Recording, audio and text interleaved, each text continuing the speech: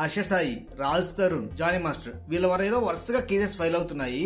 అయితే ఈ rape cases లో వాస్తవం ఉంటే అది నిజమైన కేసు అయితే వాళ్ళకి శిక్ష పడుతుంది, పడాలి కూడా. ఎవరైతే రేప్ చేస్తారో వాళ్ళకి కంపల్సరీ శిక్ష పడాలి, దీని అందరూ స్వాగతిస్తారు. కానీ ఇక్కడ పాయింట్ ఏంటంటే ఒకవేళ వాళ్ళు ఎలాంటి తప్పు చేయలేదు, వాళ్ళ మీద ఫాల్స్ కేసు ఫైల్ చేశారు అంటే వాళ్ళకంటూ ఏదో వేరే ఇంటెన్షన్ ఉంది, వాళ్ళకి డబ్బు కావాలి, లేకపోతే వాళ్ళతో పెళ్లి కావాలి, లేకపోతే వాళ్ళ మీద వాళ్ళకి పర్సనల్ గడ్జి ఉంది, లేకపోతే వాళ్ళు అవకాశం ఇవ్వలేదు, ఏదో ఒక ఇంటెన్షన్ లోపల పెట్టుకొని దాన్ని వీళ్ళు రేప్ కింద కన్వర్ట్ చేసి రేప్ జరిగింది మాకు అని చెప్పేసి కేసు ఫైల్ చేస్తున్నారు. అయితే మన ఇండియాలో ఫైల్ అవుతున్న రేప్ కేసెస్లో 74% rape cases false rape cases, అంటే ఇక్కడ ఎలాంటి రేప్ జరగకపోయినా రేప్ జరిగిందని చెప్పేసి కేసు పెడుతున్నారు. ఇది సాక్షాత్తు ఎన్సీఆర్బీ రిపోర్ట్ చెప్తుంది. ఇక్కడ ఎందుకు మగవాళ్ళకి ఈక్వల్ రైట్స్ లేవు? అదే కేసు జానీ మాస్టర్ కానీ, హర్ష సాయి కానీ, రాజ్ తరుణ్ కానీ వెళ్ళి ఈ అమ్మాయిలు మమ్మల్ని వేధిస్తున్నారు, పెళ్లి చేసుకోమంటున్నారు, లేకపోతే మా వెంట పడుతున్నారు అని చెప్పేసి, లేదా మమ్మల్ని రేప్ చేస్తున్నారని చెప్పేసి కేసు పెడతారా? పెడితే తీసుకుంటారా? పిఎస్లో తీసుకుంటే వాళ్ళు ఏ సెక్షన్ కింద కేసు ఫైల్ చేస్తారు? అసలు ఈ టాపిక్ మీద కేసెస్ పెట్టొచ్చా అంటే లేదు. మన ఇండియాలో చట్టాలు ఆడవాళ్ళకు అనుకూలంగా ఉన్నాయి తప్పితే మగవాళ్ళకి సంబంధించిన చట్టాలు ఏవీ లేవు.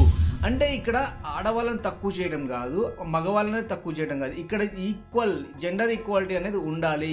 అన్యాయం ఎవరికీ జరగకూడదు. ఇక్కడ ఇద్దరికి ఈక్వల్ రైట్స్ ఉండాలి, ఈక్వల్ చట్టాలు ఉండాలి. కానీ ఒక అమ్మాయి రేప్ కేసు పెడితే తీసుకున్న పోలీసులు, ఒక అమ్మాయి రేప్ కేసు పెడితే రియాక్ట్ అయ్యే మీడియా, ఒక అమ్మాయి రేప్ కేసు పెడితే సెన్సేషన్ చేసే మీడియా ఉన్నప్పుడు ఒక అబ్బాయి మీద కూడా జరిగిన అత్యాచారమే కదా. ఒక అబ్బాయి కన్సర్న్ లేకుండా ఒక అబ్బాయి మీద జరిగిన దాన్ని కూడా అత్యాచారం కింద ఎందుకు కేసు ఫైల్ చేయరు? ఒక అబ్బాయిని హెరాస్మెంట్ చేస్తే ఎందుకు కేసు ఫైల్ చేయరు? చాలా రిపోర్ట్స్ చెప్తున్నాయి, ఆఫీసులలో, వర్క్ ప్లేస్లలో అబ్బాయిల మీద కూడా హెరాస్మెంట్ జరుగుతుంది అని చెప్పేసి ఎన్నో నేషనల్ రిపోర్ట్స్ చెప్తున్నాయి. అలాగే ఎంతో మంది 498 కేసు తీసుకుంటే ఎంతో మంది మగవాళ్ళు, ఎంతో మంది హస్బెండ్స్ వైఫుల చేతిలో చిత్రహింసలు అనుభవిస్తున్నారు. అంటే ఇలాంటివి చాలా కేసెస్ ప్రూవ్ అయ్యాయి కూడా, చాలా కేసెస్ ప్రూవ్ అయ్యాయి. ఇప్పుడు మనం ఒక రేప్ కేసు పెడితే అది కోర్టుకు వెళ్తే కోర్టు ఏమి దాన్ని సింపతిగా వర్కౌట్ చేసి మీడియా లాగా లేకపోతే బయట ఉన్న జనాల్లాగా ఆ అబ్బాయిని అక్యూజ్ చేయదు. ఎప్పుడైనా సరే కేసు ఫైల్ అయితే అతను నేరారోపితుడు మాత్రమే అవుతాడు తప్పితే నేరం చేసిన వాడు అవ్వడు. కానీ ఈ రోజులలో మీడియా వల్ల నిందితుడు అయిపోతున్నాడు, అతనికి ఇంకా లైఫ్ అనేది లేకుండా పోతుంది. ఒక జాబ్ ఉండదు, చుట్టాలు, ఫ్రెండ్స్, ఫ్యామిలీ అందరూ తన నెగిటివ్ చూస్తారు. వాళ్ళకి ఒకవేళ అబ్బాయికి పెళ్ళై ఉంటే వాళ్ళ పిల్లలు స్కూల్కి వెళ్తే అక్కడంతా డిస్క్రిమినేషన్ ఉంటుంది. మీ డాడీ ఇలా చేశారంట కదా, మీ డాడీ అలా చేశారంట కదా అని చెప్పేసి. అలాగే వైఫ్ ఎంత సఫర్ అవుతుంది, మీ హస్బెండ్ ఇలా అంట కదా, అలా అంట కదా. సొసైటీ వాళ్ళని చూసే విధానం ఎలా ఉంటుంది? ఒక అబ్బాయి మీద ఒక రేప్ కేసు పడితే ఆయన భవిష్యత్తు కోల్పోతాడు. ఇప్పుడు ఒకవేళ అతను ట్రయల్లోకి వెళ్తాడు, రిమాండ్లోకి వెళ్తాడు, రిమాండ్లోకి వెళ్ళినప్పుడు జైల్లో ఉంటాడు, బెయిల్ అప్లై చేస్తాడు, బెయిల్ వస్తుంది, ట్రయల్లో ఉంటాడు. ఒకవేళ బెయిల్ అప్లై చేసాడు, బెయిల్ రాలేదు, లేదా అసలు బెయిల్ అప్లై చేయాలని కూడా తెలియదు. అలా చాలా మంది జైల్లో ఉన్న వాళ్ళు ఎంతో మంది ఉన్నారు. మీకు ఒక కేసు గురించి చెప్తా. This is not just about the person being arrested or the person rotting in jail for 7 years. ఈ అమ్మాయికి ఈ అబ్బాయికి ట్రాఫిక్ విషయంలో ఒక చిన్న ఇష్యూ అయింది. ఆ అమ్మాయి ఆ అబ్బాయి ఫోటో తీసి సోషల్ మీడియాలో అప్లోడ్ చేసింది, నన్ను హెరాస్ చేశాడని. ఇది మీడియా తీసుకొని దాన్ని హైలైట్ చేసింది. మీడియా హైలైట్ చేయడం వల్ల ఆ అమ్మాయి వెళ్ళి కేసు ఫైల్ చేసింది ఆ అబ్బాయి మీద, హెరాస్మెంట్ కేసు. ఆ అబ్బాయి మీద కేసు ఫైల్ అయింది, తను అరెస్ట్ చేశారు, రిమాండ్కి తీశారు. 3 years ట్రయల్ నడిచింది. 3 years ట్రయల్ నడిచిన తర్వాత ఆ అబ్బాయి జాబ్ పోయింది, ఫ్యామిలీ పరువు పోయింది. ఆ అబ్బాయి చాలా ఇబ్బంది పడ్డాడు. వాళ్ళ చుట్టూ ఉన్న సమాజం అతను ఒక రేపిస్ట్ లాగా చూసింది.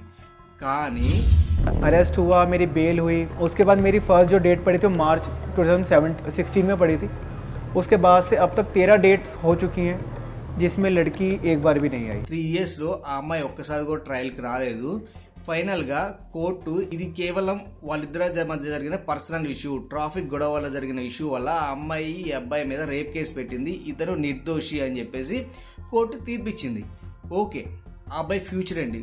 3 years టైం కోల్పోయాడు, జాబ్ పోయింది, సొసైటీ ఆయన ఒక రేపిస్ట్ లా చూసింది, వాళ్ళ చుట్టూ ఉన్న సమాజం ఎలా చూస్తుంది.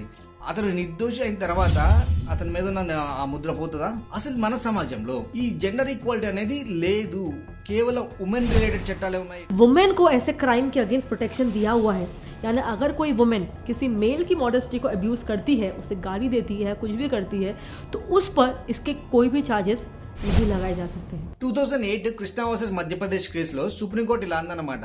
రేప్ జరిగిన బాధితురాల యొక్క వాంగ్మూలాన్ని గాయపడిన సాక్షిగా పరిగణిస్తాను తప్పితే అది నిజమని చెప్పేసి మేము నమ్మలేము. ఎందుకు అంటే రేప్ జరిగిన బాధితురాలకి బాధ, అవమానం ఉంటుంది.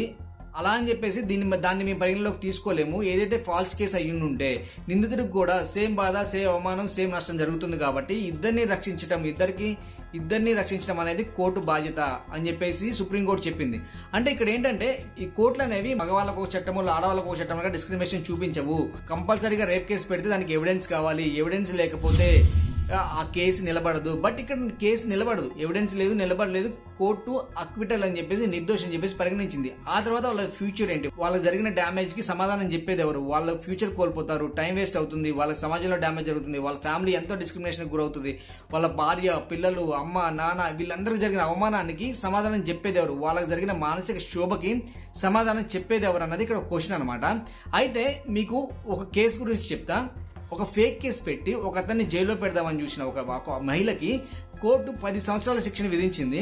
ఆ కేసు అంటే అన్నది నేను మీకు ఎక్స్ప్లెయిన్ చేస్తా.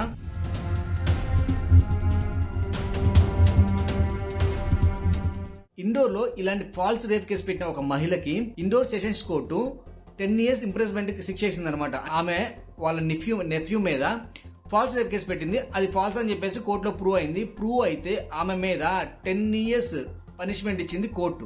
సో ఇలాంటివి రావాలి, ఇలాంటివి వస్తేనే ఫాల్స్ కేసెస్ అనేవి తగ్గుతాయి. జెన్యూన్ కేసెస్ అనేవి తొందరగా ట్రయల్లోకి వచ్చి జెన్యూన్ గా రేప్ జరిగిన వాళ్ళకి, జెన్యూన్ గా హరాస్మెంట్ జరిగిన వాళ్ళకి శిక్షలు పడతాయి. ఇక్కడ ఇద్దరు నష్టపోతున్నారు, ఉమెన్ ఇద్దరు నష్టపోతారు ఈ ఫాల్స్ కేసెస్ వల్ల.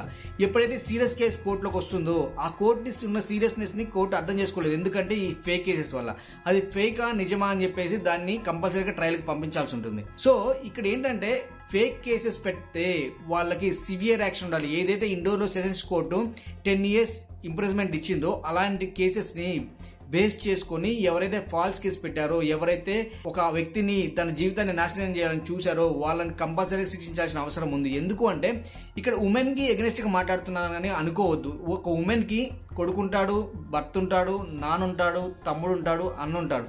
వీళ్ళని ప్రొటెక్ట్ చేయడం కూడా మన బాధ్యతే. ప్రొటెక్షన్ ఆఫ్ మెన్ అనేది చాలా అవసరం ఈ రోజులలో. ఫేక్ కేసెస్ అనేవి ఎంతలా ఉన్నాయి అనేది మనకి అఫీషియల్ రిపోర్ట్స్ చెప్తున్నాయి. ఎన్సీఆర్బీ రిపోర్ట్స్ కానీ, అఫీషియల్ గా క్రైమ్ రిపోర్ట్స్ కానీ అన్ని మనకి ఫైల్ అయ్యే కేసెస్ లో 75% కేసెస్ ఫాల్స్ కేసెస్ రేపు ఫైల్ అవుతున్నాయి అని చెప్పేసి రిపోర్ట్స్ చెప్తున్నాయి. ఆ ఫాల్స్ కేసెస్ లో నిందితుల పరిస్థితి ఏంటి? వాళ్ళకి జాబ్ పోతుంది, లైఫ్ పోతుంది, వాళ్ళకి ఉన్న టైం పోతుంది, వాళ్ళ మీద పడిన ఆ చెడ్డ పేరుని ఎవరు రేపొద్దున వాళ్ళ అక్విటల్ గా బయటకు వచ్చిన తర్వాత వాళ్ళకు ఉన్న చెడ్డ పేరుని ఎవరు పోగొడతారు? ఇదంతా పోవాలి అంటే ఫేక్ కేసు పెట్టిన ప్రతి ఒక్కళ్ళకి, అది రేప్ అవ్వచ్చు, 498 అవ్వచ్చు, అడల్టరేషన్ అవ్వచ్చు, ఏ కేసు అయినా సరే ఫేక్ కేసు పెట్టిన ప్రతి ఒక్కళ్ళకి ఉమెన్ పార్షాలిటీగా సమాజం పోతుందో మెన్ ఆటోమేటిక్గా డిస్క్రిమినేట్ అవుతారు. ఇక్కడ ఇద్దరికి రైట్స్ కాపాడడం అనేది ప్రతి ఒక్కళ్ళ బాధ్యత. ఉమెన్ రైట్స్ కాపాడదాము, మెన్ రైట్స్ తొక్కేద్దాము అన్నది చాలా తప్పు. అలాగే ఉమెన్ రైట్స్ తొక్కేద్దాము, మెన్ రైట్స్ కాపాడదాము అన్నది కూడా తప్పు. జెండర్ ఈక్వాలిటీ అనేది చాలా ఇంపార్టెంట్ మన సొసైటీకి. సో ఈ ఫాల్స్ కేసెస్ పెట్టే వాళ్ళ మీద సివియర్ యాక్షన్ తీసుకోవాలని చెప్పేసి నేను అనుకుంటున్నా. మీరేమనుకుంటున్నారు అనేది కామెంట్ సెక్షన్ లో కామెంట్ చేయండి. ఈ వీడియో మీద మీ ఒపీనియన్ ని కంపల్సరీగా మీ కామెంట్ తో రియాక్ట్ అవ్వండి. ఎందుకు అంటే డిస్క్రిమినేషన్ అనేది ఏ లెవెల్లో ఉన్నదని సమాజానికి తెలియాలి అంటే మీరు ఒక లైక్ చేయండి, ఈ వీడియోని షేర్ చేయండి, అలాగే కింద కామెంట్ చేయండి. నేను చెప్పిన వీడియో నిజమా కాదా అన్నది కామెంట్ సెక్షన్ లో కామెంట్ చేయండి. దయచేసి సబ్స్క్రైబ్ చేసుకోండి. Thank you.